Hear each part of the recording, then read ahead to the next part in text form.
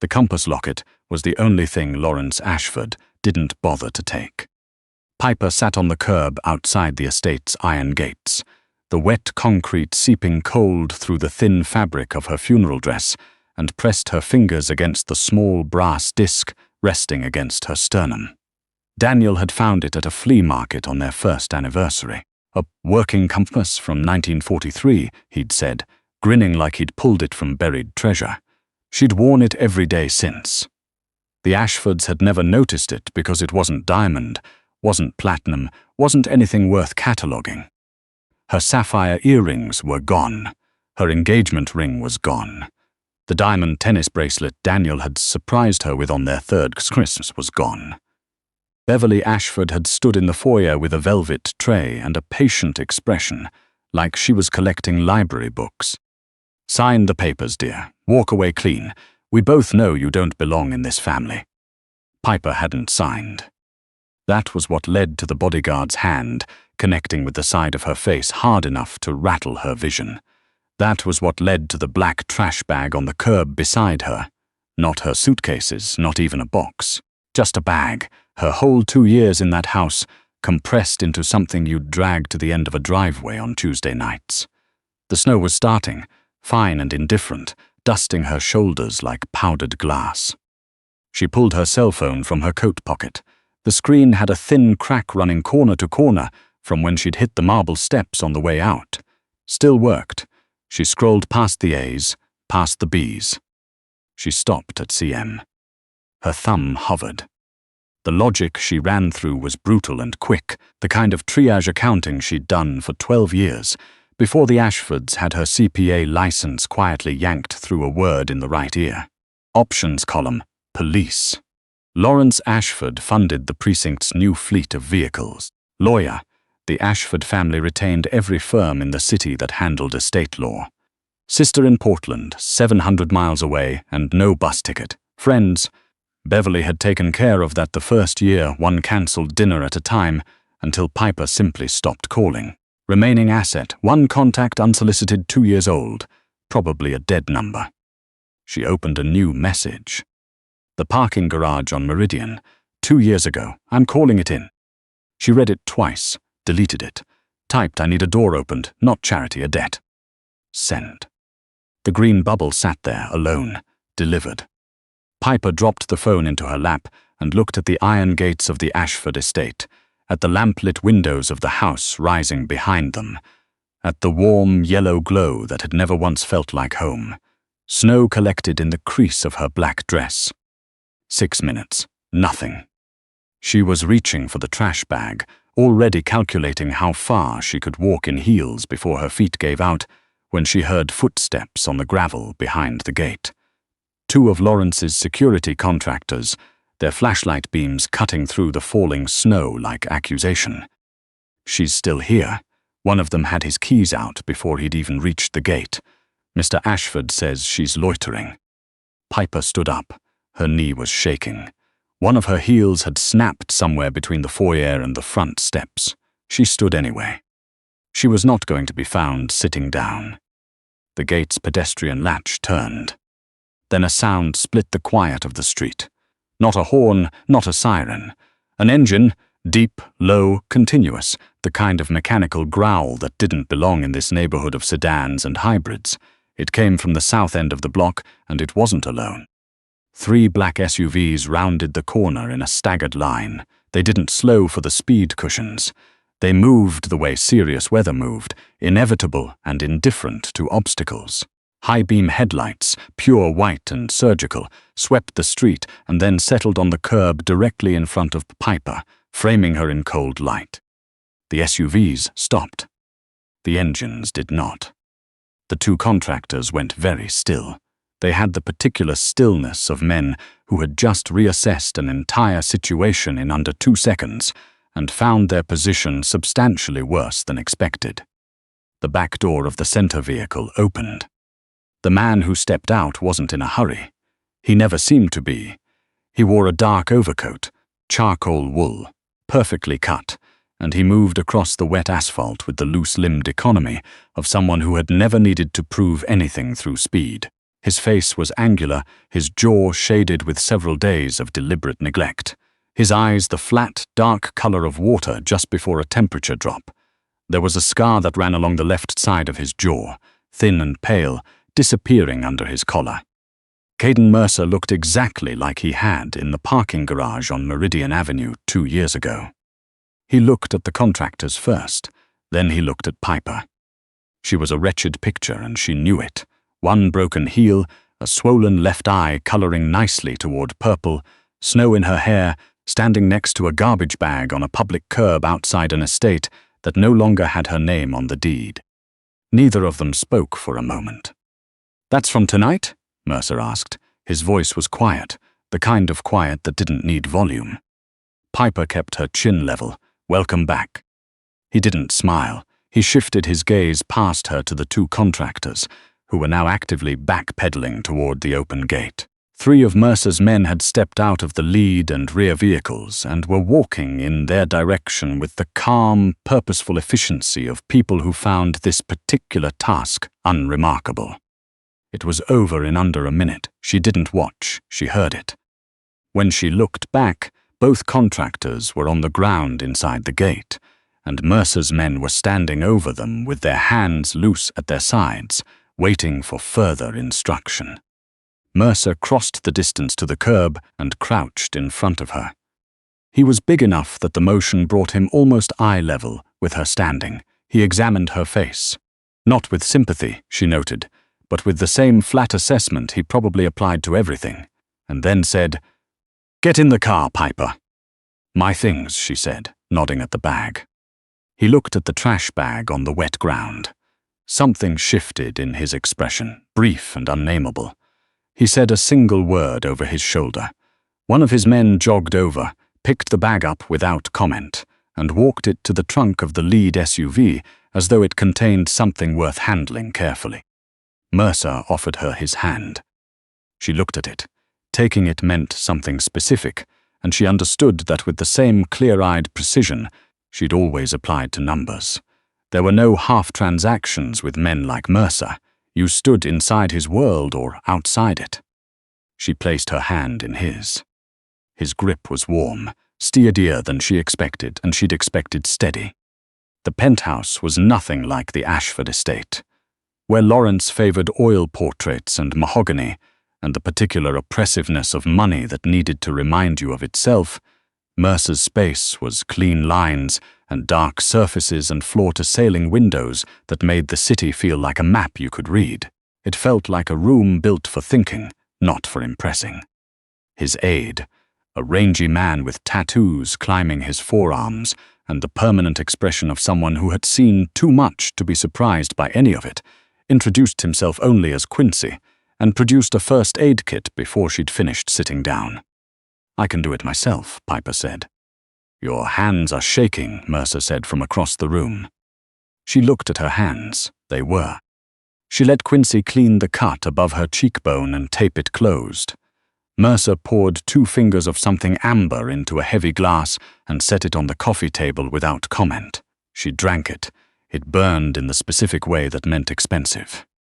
While the warmth was moving through her chest, Mercer sat in the chair across from her, both forearms on his knees, hands loosely linked. He waited. That was the thing she'd noticed 2 years ago in the parking garage, before she'd known his name or what he was. He didn't fill silence. Most powerful men she'd audited talked constantly, that kind of ambient, dominant signaling that required perpetual maintenance. Mercer just waited, and the silence did all his work for him. "They wanted me to sign away Daniel's estate," she said. "His shares in the company, the house, everything. I wouldn't." And the eye. "I bit the guard's wrist first." A pause. Fair enough. She told him the rest of it plainly, without ornamentation, the way she'd always filed reports. The timeline of Daniel's death, the sailboat, the equipment malfunction, no witnesses, the coroner who had ruled it accidental and was, she'd later discovered, golf partners with Lawrence Ashford. The private hospital room in the last 3 weeks of Daniel's life that she'd been systematically excluded from under the pretense of rest.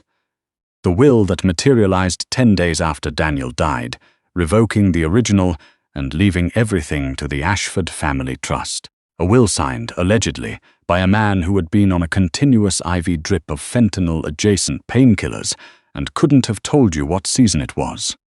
Mercer asked 2 questions, the name of Daniel's private attending physician, and who had notarized the new will.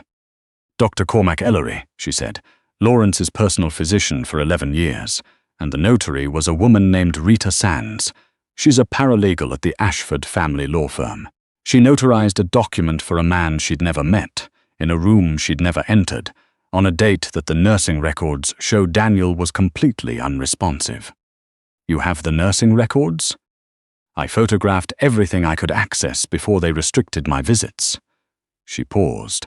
That's not the only thing I have. She reached into the collar of her dress and pulled out the compass locket.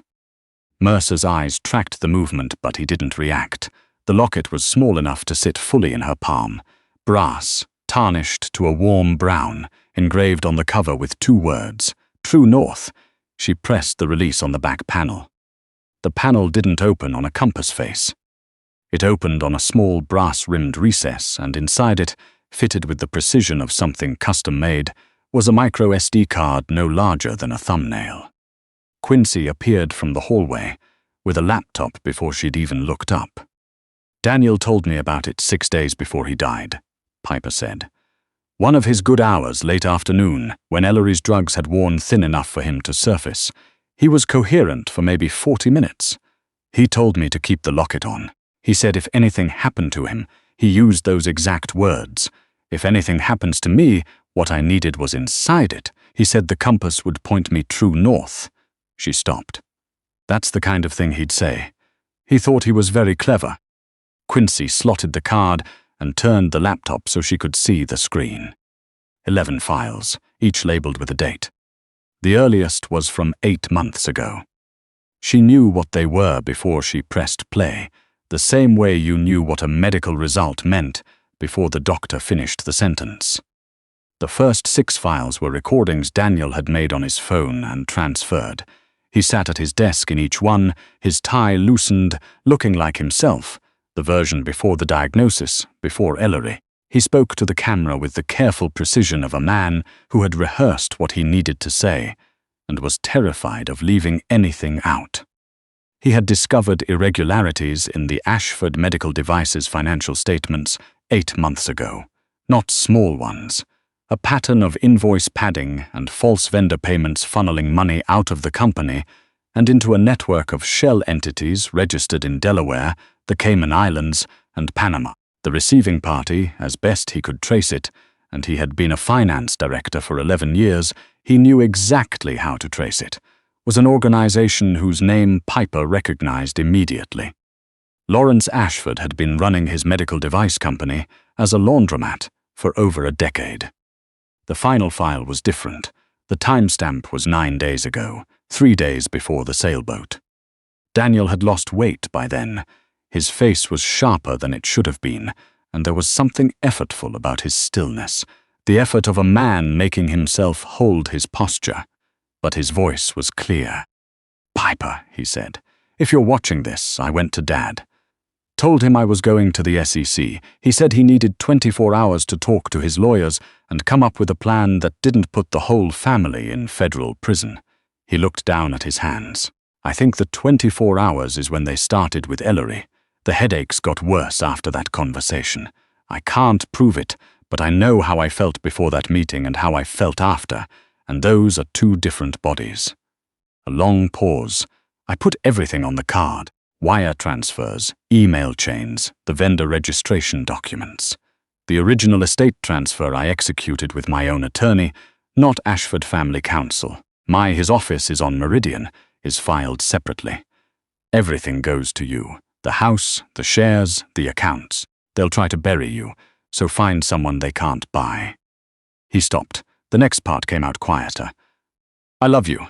I'm sorry I didn't tell you what I found sooner. I thought I could fix it. I always thought I could fix things." Almost a smile. "You were always better at this than me." The recording ended. The room was very quiet. Piper stared at the frozen last frame for a long time. Then she set her hands flat on her knees and breathed out slowly, a controlled release of pressure, the way you exhaled in a parking garage at 3 in the morning when you'd made it to your car and locked the doors and were still shaking but no longer in immediate danger. "He didn't die in a sailing accident," she said. "No," Mercer said. "He hadn't moved from the chair. He didn't." She looked at him. "Lawrence killed his own son to protect a balance sheet." Mercer's jaw was set, and something moved behind his eyes that was not quite anger. Anger was too warm a word for it. It was closer to a calculation resolving into a single definitive output. "What do you want, Piper?" She thought about the velvet tray, Beverly's patient expression, the trash bag on the curb, the 40 minutes Daniel had surfaced from the medications to tell her where to look, using the last coherent stretch of his life to arm her for this. "I want the company," she said. "I want the house. I want every offshore account they used to launder that money turned over to federal investigators." She paused. "And I want Lawrence Ashford handcuffed on the marble floor of his own foyer, in the exact spot where his guard put his hand on my face." Mercer was quiet for a moment. "That's specific," he said. "I'm a forensic accountant," she said. "I'm always specific." The corner of his mouth shifted, just barely. "Quincy," Mercer said, "call David Cho's office when it opens. Tell them we have a client with a filed estate transfer that needs activated by end of day." He looked at Piper. "Sleep. Tomorrow we go to work." Lawrence Ashford was at his regular morning table at the Meridian Club when Mercer sat down across from him uninvited. Lawrence didn't recognize him at first. He had the particular blind spot of men who'd built walls high enough that they'd stopped believing anything could scale them. "This is a private dining room," Lawrence said. He reached for the small silver bell on the table. Rang it. Nothing happened. Rang it again harder. "The staff had a shift change," Mercer said pleasantly. He rested his hands on the linen tablecloth. "Your driver, your valet, and the deputy commissioner you retain for $12,000 a month are also currently otherwise occupied." Lawrence set the bell down. He was a large man, broad-shouldered, still physically imposing in his late 60s. But Piper had told Mercer something useful. Lawrence Ashford had never once sat across from a person who wouldn't eventually blink. He had no experience with this specific kind of stillness. "I don't know what she told you," Lawrence started. "She told me about the Cayman transfers." Mercer reached into his jacket pocket and produced a folded document, set it on the table without ceremony. "I know about the Panama entities and the Delaware shells. I know about Dr. Ellery, and I know about Rita Sands. And I know about the notarized signature of a man who was non-responsive on the date that document was executed." He tapped the paper once with one finger. "Daniel kept very thorough records." The color did something interesting to Lawrence Ashford's face. Not draining, curdling. "You're bluffing," Lawrence said. His voice had dropped to something private and ugly. "You're some thug she hired. There's no." "I bought your company's outstanding debt this morning," Mercer said. "The bridge loan you used to cover the Q3 capital shortfall when the Panama Shell had its assets temporarily frozen. $240 million. I'm calling it due effective 40 minutes ago." He glanced at his watch with the mild interest of a man checking the weather. "You're hemorrhaging on 4 fronts simultaneously.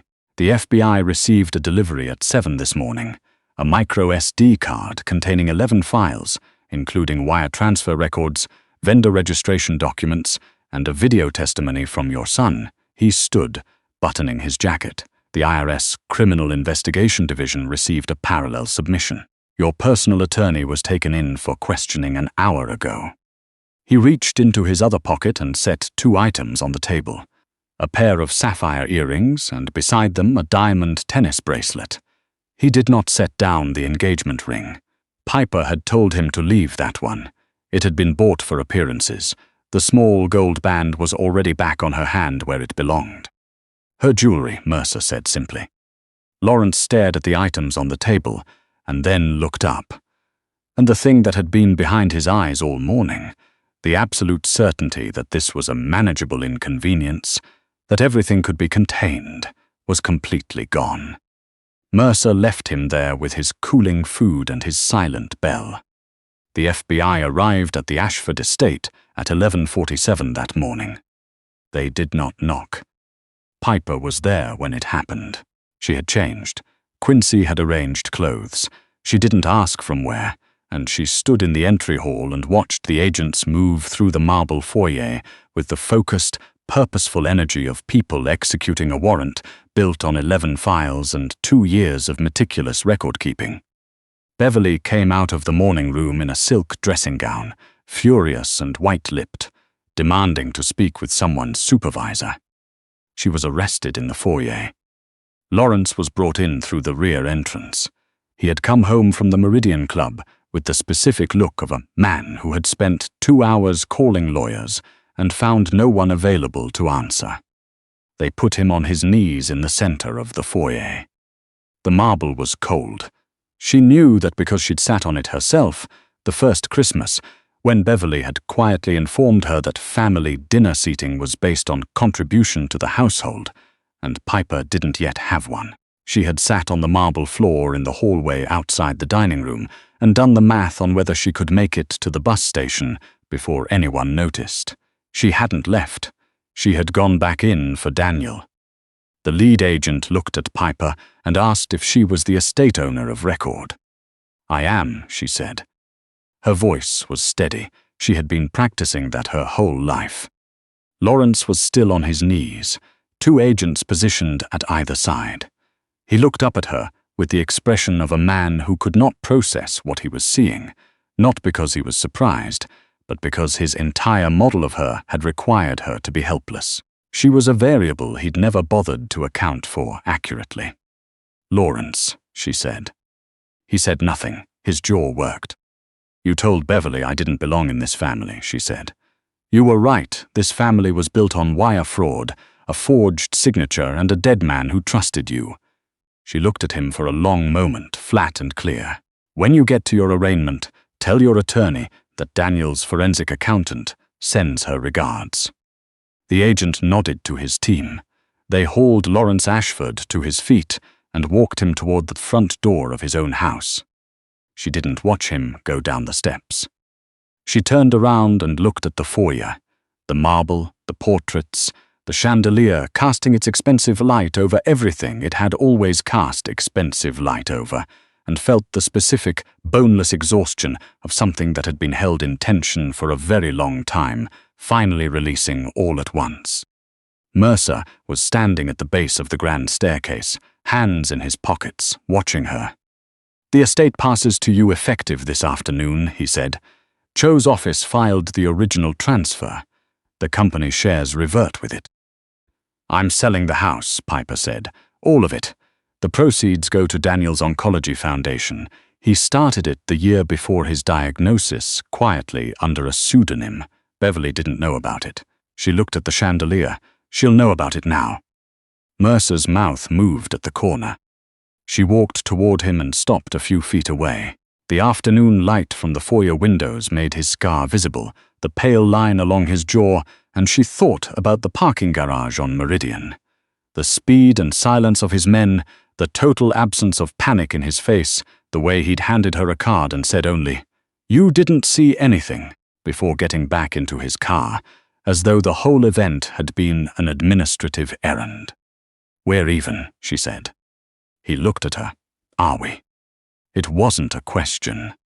She held his gaze. "I have Daniel's company shares and a board that is currently very motivated to cooperate with whoever is standing in front of them.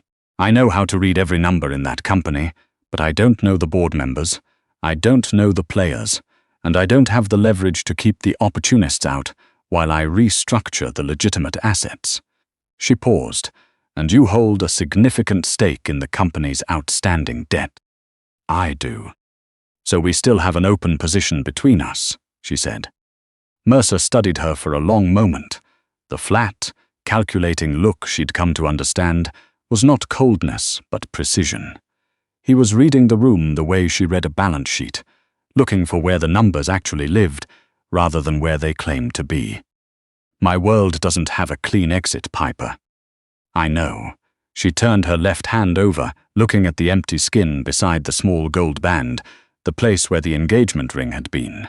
"I'm not looking for clean. I'm looking for accurate." The silence moved through the foyer.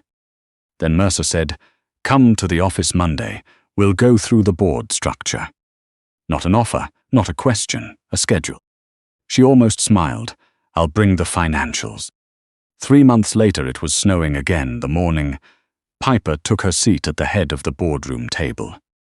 She wore a charcoal blazer over a dark blouse, her hair pulled back, the small brass compass locket at her throat. She'd had a jeweler restore the back panel properly.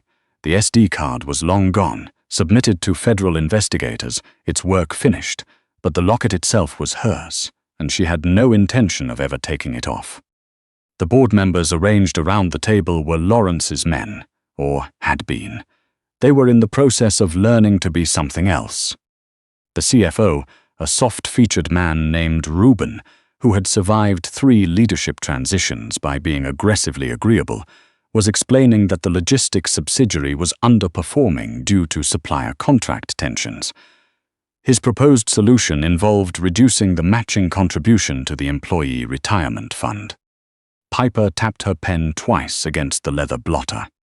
The room went quiet immediately, that automatic physical response to a small sound that still surprised her every time, 3 months in. She had sat on a curb in the snow. The human body's capacity to recalibrate was remarkable. "Run that math again, Reuben," she said. "Show me the all-in cost of replacing a skilled logistics workforce after you've torched their retirement benefits. Turnover multiplier, rehire timeline, productivity drag during retraining. Then compare it to the shortfall you're trying to offset."